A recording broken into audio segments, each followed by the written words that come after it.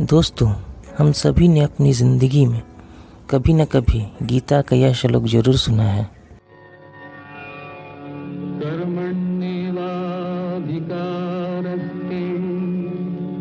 मा फलेषु कदाचन मा कर्मफलहेतुर्भो मा ते संगोऽस्त्वविकर्मणि। इस श्लोक में श्री कृष्ण ने हम सभी को कर्म योग की शिक्षा दी है।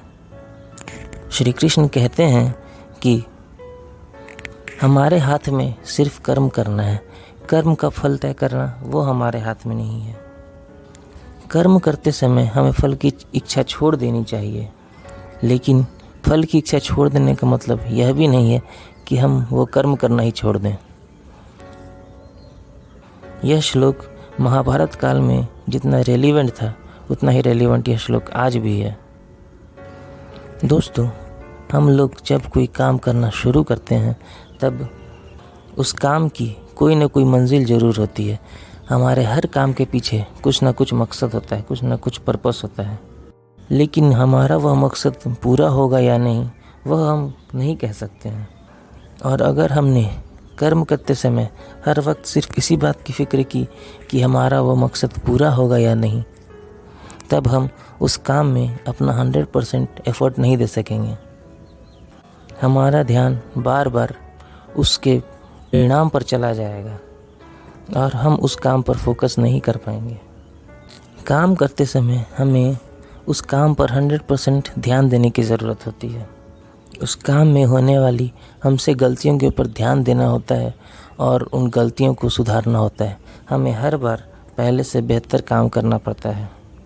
जब हम वो काम करने में निपुण हो जाते हैं तब परिणाम खुद ब खुद आ जाती है। अगर किसी काम को करते समय हम बार बार उसके परिणाम के बारे में सोचेंगे तो या तो हमें यह महसूस होगा कि वह काम का परिणाम कभी अच्छा नहीं होगा और इससे हमें उस काम को करने के लिए प्रेरणा नहीं मिलेगी, या फिर यह होगा कि हमें लगेगा कि वह काम तो निश्चित रूप से अच्छा परिणाम देगा और हम ओवर कॉन्फिडेंस में उस काम को उतना सीरियसली नहीं करेंगे। इसलिए हमें किसी भी काम को करने से पहले उसका परिणाम तय कर लेना चाहिए और उसके बाद सिर्फ उस काम पर ध्यान देना चाहिए। काम करते जाएंगे तो उस काम का परिणाम खुद ब खुद हमें मिल जाएगा। दोस्तों, कर्म का फल मिलना यह तो प्रकृति का नियम है और इस नियम से सभी बंधे हुए हैं।